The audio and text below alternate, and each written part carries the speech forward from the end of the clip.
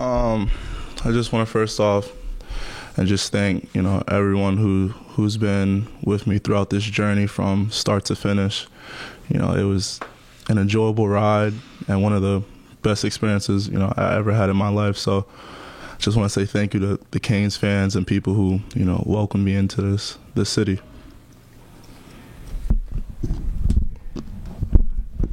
Well, I told Lonnie yesterday I'm very, very happy and excited, but also sad to see him go, because from the first day I had a chance to meet and speak with Lonnie and get to know him. He's an extremely personable young man, a very gifted and talented young man, just a great guy, and a great part of our program.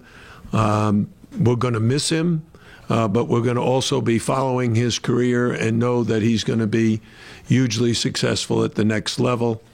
He had a tremendous freshman year, especially when you consider that he had to overcome a major injury to his knee, and he rehabbed that and came back so strong, ended up being our leading scorer in ACC play, and helped lead us to the NCAA tournament. So we want to wish him all the best. We know he's going to make us all proud. Lonnie, did it reach the point ever where you researched on your own through NBA connections where you might go, or you asked Coach L to do it for you, or did you never take those measures and just knew in your heart of heart you wanted to go, regardless of what feedback you got from NBA people? It was really just my own decision. Everyone is opinionated to their own thing. So some people told me to stay, some people told me to leave, but it was all up to me on what I wanted to do. And after our final game, I truly didn't decide on what I wanted to do for like about another week. I had to relax and get back to my normal state. And Coach L and Coach Fish, amongst all the other assistant coaches, gave me that time to heal, and they were patient enough to let me just be myself for a little while. And to get to my decision, I basically just talked to my father, my grandma, mom, and also Coach L about what's next for me. And that next step is to, enter the draft and follow my dream. Was it a tough decision to make with all those conversations and so much weighing both ways? By far, it's one of the toughest decisions I ever had, besides deciding what college I wanted to go to. And it wasn't just on the basketball side of things. Coach L, Chris Likes, my teammates, I love these guys. I love Coach L. And to say those words in such little time really speaks volume on how this team is and how the assistant coaches and coaches are. So for me to leave, it was really hard because of how much I love these guys and how much close we got, our bond, and how strong we became. And, I knew if I was to come another year, it would be one of the best times of my life. Who's your favorite NBA team? Honestly, I don't really have my favorite NBA team, not yet. Who was your favorite team growing up? The Sixers, by far. Hometown. So I used to go to a few games of those. But my godfather and father and all of them are huge Celtics fans also, so it's pretty intriguing. Do you have any thoughts about where you'd like to land at all? No, not at all. By the grace of God, it all depends on where He wants to put me. Lonnie, when you came here, the talk was that you'd be a one-year guy, and you probably thought that in your mind too. But how tough did it become after spending a year here with Coach L and the Hurricanes? Very tough. I think we did a really good job with trying not to think about it during the season. You can't be 5 toes in and 5 toes out. You got to worry about your teammates, your team, and what tasks we had ahead of us. So it wasn't truly that hard on during the season as on pressure, but it was definitely one of the hardest times of my life after. I'm sorry. How close are you to hiring an agent? Still questionable, waiting on that moment. Haven't really talked to anything like that. Is there a point at which you would be disappointed if you're not picked by this spot? Last lottery pick of 14, before pick 20. What spot by which, if I'm not picked by here, it would be disappointing to me? That would be what? Honestly, I'm not disappointed in whatever pick I get. You know, everyone has their own story. Everyone has their own route. So wherever I'm picked, you know, I'm graceful. I'm beyond happy, and you know, I'm ready to face this next upcoming adversity that God has given me. So wherever I get picked, I'm gonna be thankful, and you know, that team is gonna be very lucky to have me. Hey Jim, obviously you lose Lonnie, a couple other guys are testing the water, so to speak. I want to hear your thoughts. How do you see the roster shaping up now? I mean, there's some uncertainty obviously still, but you know which guys will be back. Sort of maybe talk to that a little bit. Well, I think our program is in a very good place right now. We've been to 3 straight NCAA tournaments. We've got a very good group of players returning. I like the makeup and the balance of the team right now. My staff is continuing to recruit, and our roster probably will not be complete until sometime during the summer. But one of the major things is we've got some good guards returning. We've got some good big guys returning. We've got some good medium-sized players returning. So we have balance in the roster. But we're going to need some quality to recruits, because in the ACC, everybody is good. I mean, I've just saw the way too early preseason polls, and they're picking Duke #1 again. That's the 3rd year in a row that they picked #1 in the preseason polls. But when you look at the league, last year Virginia wasn't picked in the preseason top 25, and yet they were the #1 seed in the NCAA tournament, won the regular season and the ACC tournament. So I think we've established ourselves as a very solid ACC program, a team to be contended with, and I think the guys who are returning are going to work very, very hard to build upon the success that we've already enjoyed. Well, you mentioned the recruiting. I mean, do you see more transfers? Do you see traditional recruits coming in still? Or what? Well, we're going to constantly and repeatedly recruit high school players, prep school players, Division I transfers, 5th-year transfers. We've got to keep our eyes and ears open. We haven't recruited a junior college player in several years, but we'll take a look at the junior college ranks.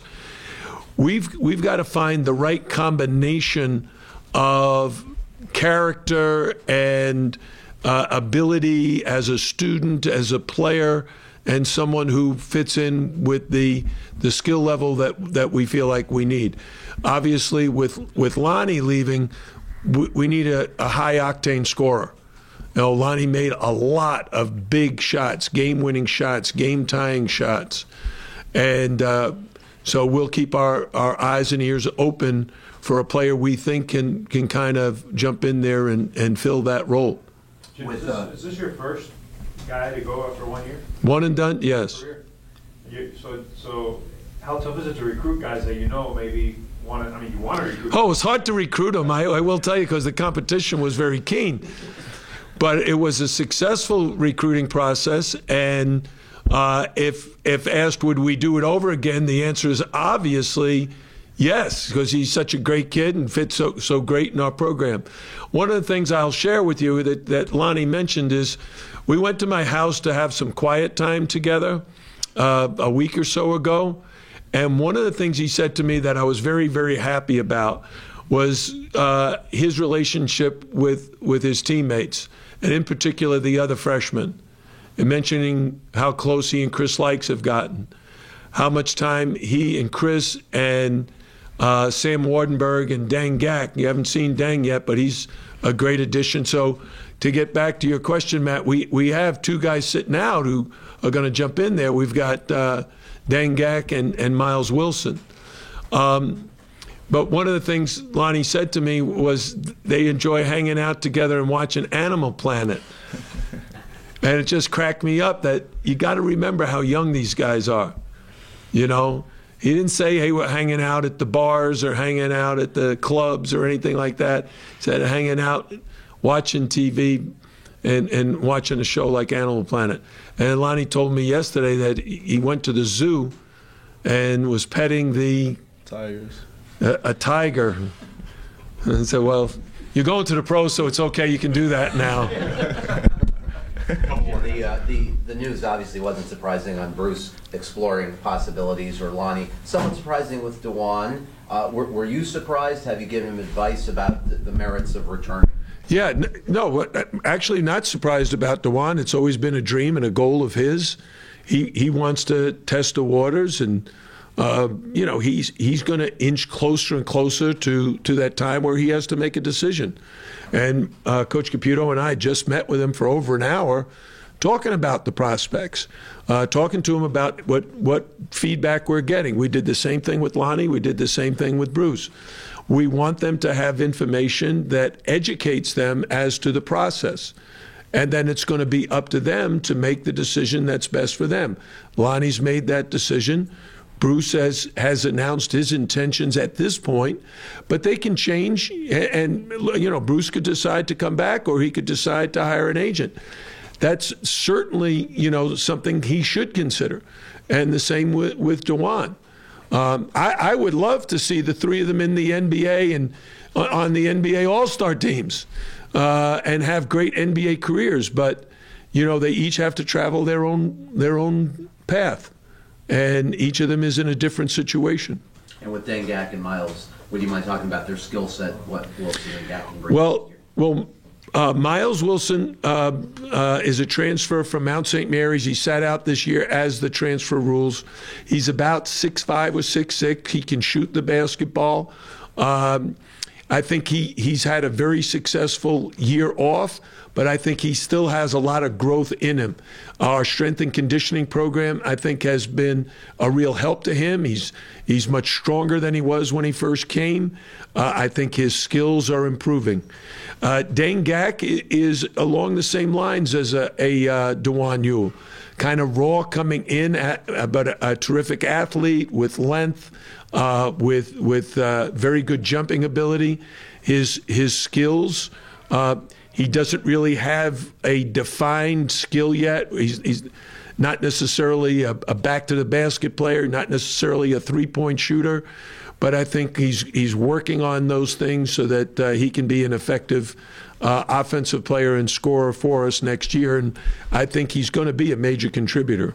Lonnie, on and off the court, how do you think this experience at Miami prepared you for this next step? It prepared me tremendously.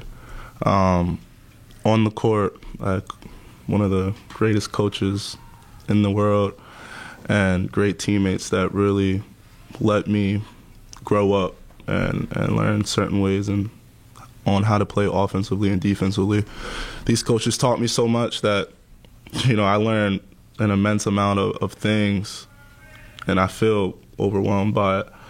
And off the court, it's pick your poison in Miami. Almost anywhere that you go, you got to decide if you want to go the right way or the wrong way. So you definitely have to mature living here and understand the do's and don'ts coming to this campus. Lonnie, what will you miss most about college? Just the memories that I had with my teammates and the coaches. Just playing with them, the scrimmages, the 5-on-5, the pickups, the having Coach L dive on the floor before one of our games, just things like those that you won't ever really get to see again. So pretty much just all the memories that we had. You're a very good student. Obviously, you were all academic and made honor roll and everything. Where do you see your education in the future? Do you think someday you would get a college degree? Without a doubt. It's not even a question at this point.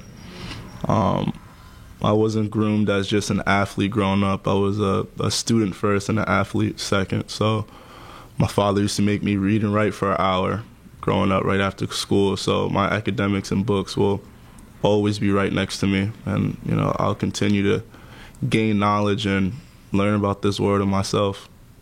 You're planning to finish the semester? Absolutely. Absolutely. Anything else, guys? Jim, so if you end up with 2 to 4 scholarships available to be filled, are there still quality high school players available who didn't sign in early signing period? Do you feel like it could be used, a mix of those and transfers with your scholarships? Yeah, that's what we hope. We'd like to sign at least one high school player, one transfer, and maybe one fifth-year guy. Thank you, everybody.